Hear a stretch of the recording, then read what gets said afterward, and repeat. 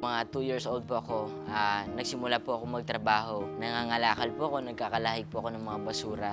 At may mga pagkakataon po na nanlilimos po ako sa kalye. Kung gusto mo talagang mag-survive, mapipilitan ka po magnakaw. Marami rin po akong mga na-experience po ng mga hindi po magaganda.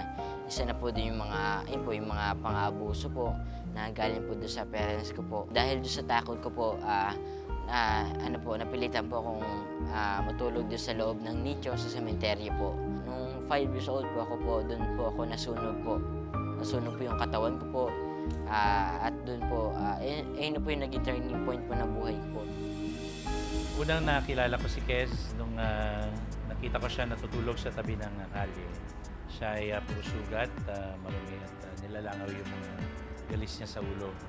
At unang reaction ko, dahil naawang ako sa kanya, binigyan ko siya ng pagkain dahil inabot na siya doon ng gutom at talagang ang payat-payat niya at ang liit niya. Simula po nung bata po ako po, siya na po yung, ayun po, nag-alaga po sa akin. Siya na po yung nagparamdam po sa akin ng pagmamahal po. Sa tulong po nila, tats po nila Kuya F po at dahil sa kagustuhan po namin at ipagpatuloy po yung pagtulong po namin sa mga bata po, naitatag po namin po sa panguna ko po yung C3 po or yung Championing Community Children po. At sa po doon sa mga ginagawa po namin, ito po yung may project po kami about dun sa Aklat para sa Lahat, about po dun sa mga books po, na kung saan namimigay po kami po ng mga books, tapos tinuturuan po namin yung mga bata kung paano magbasa. Ito po yung ginagawa ng C3 po.